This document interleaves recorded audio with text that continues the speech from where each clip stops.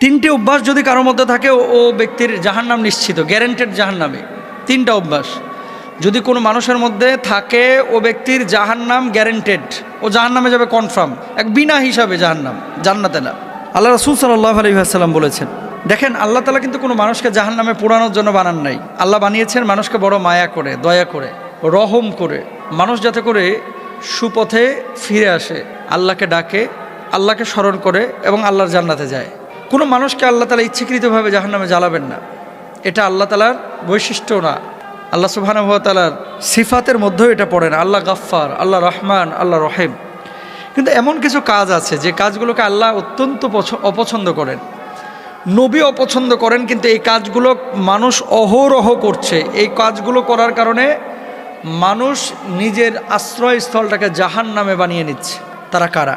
এক নম্বর, রাসূল আকরাম সাল্লাল্লাহু আলাইহি ওয়াসাল্লাম বলেছেন, মুদমিনুল খামর, যে মানুষটা নিয়মিত মদ পান করে, বছরে একবার পান করলো সে কবিরা গুনাহ করেছে। কিন্তু যে দিন রাত 24 ঘন্টা মদের সাথে সম্পৃক্ত রাখে, মদ ছাড়া তার চলে না, মদ না খাইলে শরীর কনকন করে, মদ না খাইলে মাথা ব্যথা করে, মদ না খাইলে মাথা জ্যাম হয়ে যায়, মদ না খাইলে বউকে ভালো লাগে না, মদ না খাইলে ঘুম আসে না, মদ না খাইলে চলাফেরায় সমস্যা, এরকম কিছু মানুষ আছে। কিন্তু যদি এরকম কোনো মানুষ থাকে এই জমিনের মধ্যে যে যার চলাফেরা উঠা বসা সব কিছুই মদের সাথে সম্পৃক্ত, এ মানুষটা জাহান্নামী, জাহান্নামকে তার আশ্রয়স্থল বানিয়ে নিয়েছে।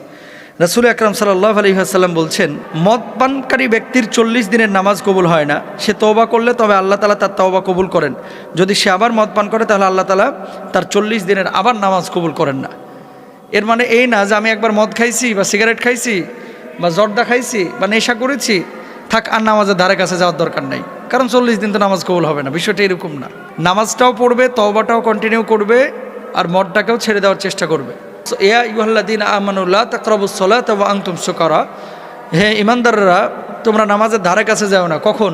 যখন তোমরা নেশাগ্রস্ত অবস্থায় থাকো।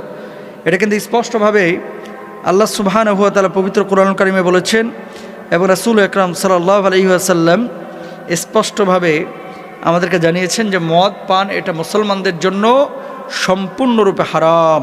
আচ্ছা, তাহলে এক নাম্বার, আমরা কেউ মদ পান করব না।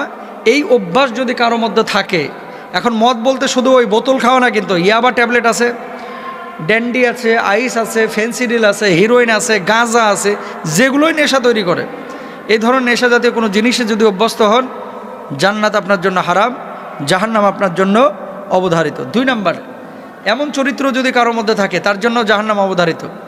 সেটা কি? আত্মীয়তা সম্পর্ক ছিন্ন যারা করে। লা ইয়াদখুলুল জান্নাতা কাতিআ বা কুত্তা।